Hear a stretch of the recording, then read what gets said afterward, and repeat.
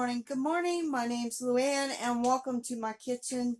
The coffees are brewing and I got some sweet iced tea in that ice box. So go ahead and help yourself to pretty soon a cup of coffee or a glass of iced sweet tea. Woo! Woo.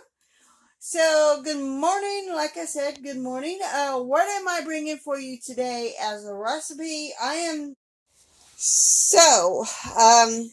I got out my big roasting pan, and what am I roasting? Well, let me tell you. I'm cleaning out my freezer in hopes that hubby gets a deer, and we raise rabbits here on our farm. But this channel is mainly for the kitchen aspects of it. Anyway, I am roasting this rabbit. This is tame rabbit, but you could do it the same thing with wild rabbit or probably with deer as well. I'm not 100% on that, but I'm going to roast it and get it all cooked. Then I'm going to take it off the bone. I'm not throwing away the bone. Not going to do that.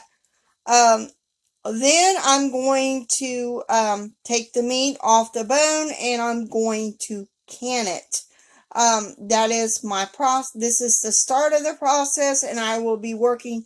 This will probably be a 2 to 3 day video. Just so you know, that is what I'm working on today.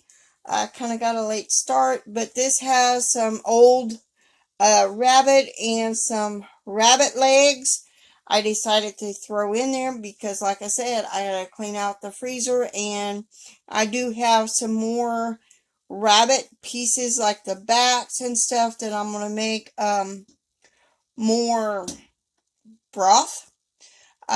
So that is what I'm working on today. So that is it for day one, and I will show you a picture after all this rabbit gets roasted. And by the way, I do have my roasting pan at 250 degrees. So now we wait until the rabbit all gets roasted, and I've only seasoned it with salt and pepper as of right now. So I am going to put the meat that I got from the rabbit, and I'm just going to put it in these pint jars.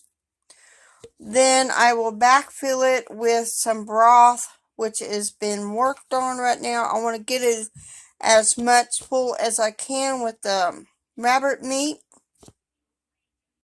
So I'm going to backfill all my jars of all my jars of rabbit to about a 1/2 inch. And then I will be right back and show you the next step.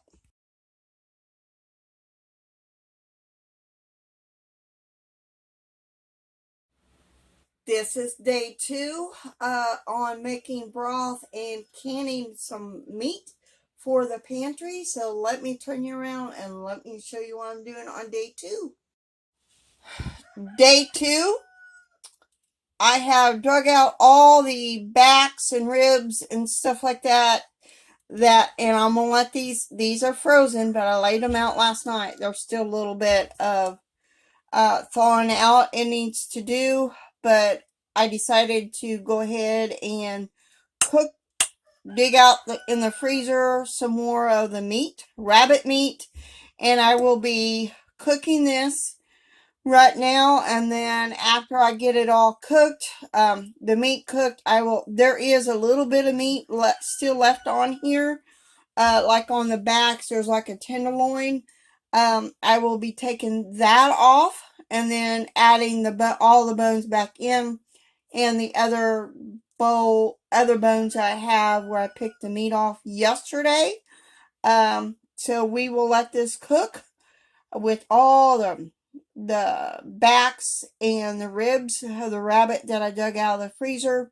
We'll let this cook all day today, and then I will be taking the meat off of the bone, at least the back strap, the tenderloin that's on here, and then we will be adding all the bones together and cooking them overnight. So that, and adding other things as well. I have not salted any of this as of right now. I will probably salt it and add a few more things when I add all the bones. And I do have a little bit more broth I can add to that, but we're going to let this cook first. I will be adding some of the herbs de Provence to this, just to give this a little bit more of a seasoning to it. And I will, of course, stir that in. Let me move and add a little bit more, a sprinkling. And I do have more bones and stuff to add, and more broth to add to this. I'm going to let this cook down before I add any more to that. I may mix that in and wash me some jars and get some of that broth and can our rabbit. I'm gonna let this cook a little bit since I just added that seasoning to it, and then may can our rabbit with using some of the broth so I can add more bones, which I do have more bones from yesterday's canning. I mean, from yesterday's getting the rabbit roasted. I do have a little bit of that broth left. So that is what I'm working on today. Canning the broth, all we need to do is to strain all this. I already got a pan of bones, y'all, and put it in our jars, and then wipe it off, put the lids up flat, bands, and then put it in the pressure cooker for pints, it'll be 75 minutes. For quarts, it'll be 90 minutes.